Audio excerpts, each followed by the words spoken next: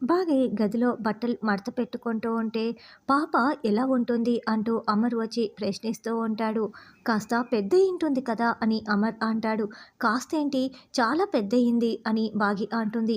"ఎంతయింది?" అని అమర్ అంటే, "ఇదిగో ఇంత" అని చెయ్యి పెట్టి బాగి చూపిస్తూ ఉంటుంది. "కలర్ ఏంటి?" అని అమర్ ప్రశ్నిస్తూ ఉంటాడు. "తెలుపు, ఎరుపు మధ్య మీ రూపంతో ఉంటుంది" అని బాగి చెప్తుంది. ఇక అమర్ ఒక్కసారిగా కూతుర్ని చూడాలన్న తపన పెరిగిపోయి ఇంకా ఆలోచిస్తూ ఉంటాడు. సరిగ్గా అప్పుడే బొజ్జమ్మ "అమ్మా" అంటూ గదిలోకి వస్తుంది. అంటే "నువ్వు చెప్పే పోలికల్ని బట్టి పాప కరెక్ట్‌గా బుజ్జమ్మలాగే ఉంటుంది కదా!" అని అమర్ అంటాడు. ఇక ఒక్కసారిగా "బుజ్జమ్మ" అంటూ అమర్ బుజ్జమ్మకి ముద్దు పెడుతూ ముద్దులాడుతూ ఉంటాడు.